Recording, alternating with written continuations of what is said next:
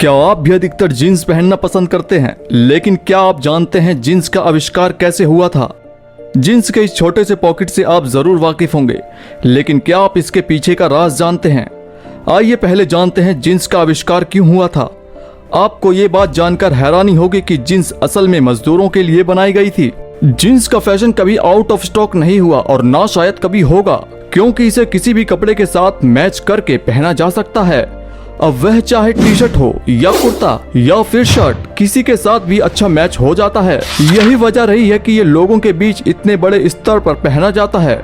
इसके बारे में कहा जाता है कि ये पृथ्वी पर सबसे ज्यादा पहने जाने वाला कपड़ा है। एक समय में मजदूरों और वर्कर्स द्वारा पहनी जाने वाली जीन्स आज आम शख्स से लेकर खास इंसान द्वारा पहनी जाती है। ऐसे में जीन्स के इतिहास के बारे में जानना दिलचस्प रहेगा। 16वीं सदी में यूरोप ने भारत से मोटा सूती कपड़ा मंगवाना शुरू किया, जिसे डुंगारी कहा जाता था। और सबसे पहले जीन्स के कपड़े का उत्पादन सन 1600 की शुरुआत में इटली के कस्बे ट्यूरिन के नजदीक चियरी में किया गया था, जिसे सर्ज फैब्रिक नाम दिया गया। इस कपड़े से सबसे पहले इटली की नौसेना के नाविकों के लिए पैंट बनाई गई, क्योंकि नाविकों को ऐसे पैंट की जरूरत थी जिन्हें सूखा या गीला पहना जा सके। जिस कपड़े से जीन्स बनाई जाती है उसे डेनिम्स कहा जाता है, और डेनिम्स शब्द सर्ज डेनिम्स से निकला है।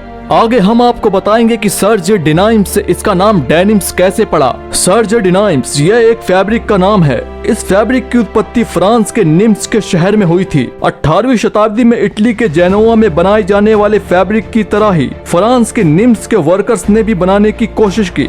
वैसे तो वो लोग सर्ज फैब्रिक नहीं बना पाए, लेकिन एक नए प्रकार का फैब्रिक जरूर बना दिया, जिसका नाम उन्होंने सर्ज डेनिम्स रखा। बाद में इस नाम को छोटा करके डेनिम रख दिया गया।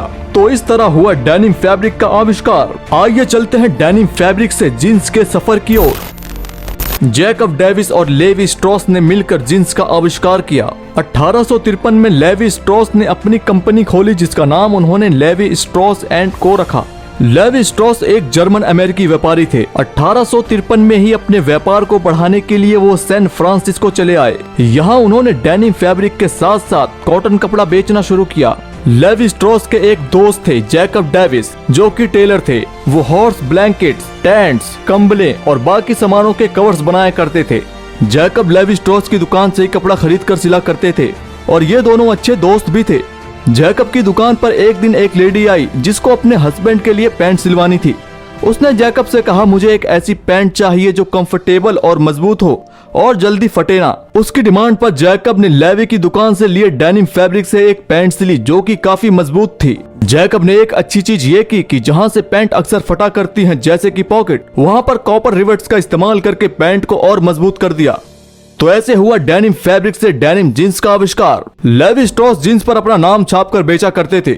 जैकब और लेवी द्वारा बनाई गई जीन्स कोयले की खान में काम करने वाले मजदूर ज्यादा खरीदते, क्योंकि डेनिम कपड़े से बनाई गई पैंट काफी मजबूत हुआ करती थी और मजदूरों के लिए काफी आरामदायक भी थी। जीन्स में आपने छोटे पॉकेट देखे ही होंगे, लेकिन क्या आप जानते हैं ये बनाए क्यों गए थे? अगर आप नहीं जानते तो हम आपको बता देते हैं। 1873 में दुनिया की पहली डेनिम जीन्स बनाने वाली लिवाइस थी। इस छोटे पॉकेट का राज खुद लिवाइस ने ही बताया। इस तरह की छोटी जेब को वॉच पॉकेट कहते हैं। उस समय के काउबॉय इस तरह की घड़ियों के शौकीन थे।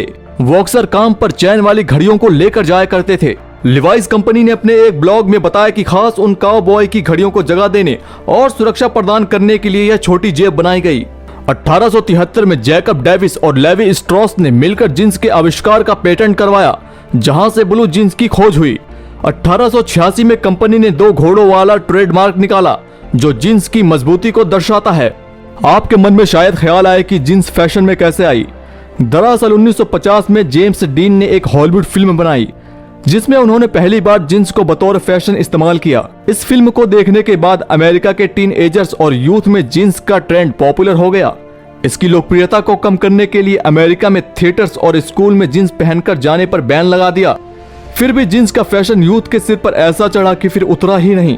धीरे धीरे जीन्स की लोकप्रियता बढ़ने लगी और 1970 में इसे फैशन के तौर पर स्वीकार कर लिया गया।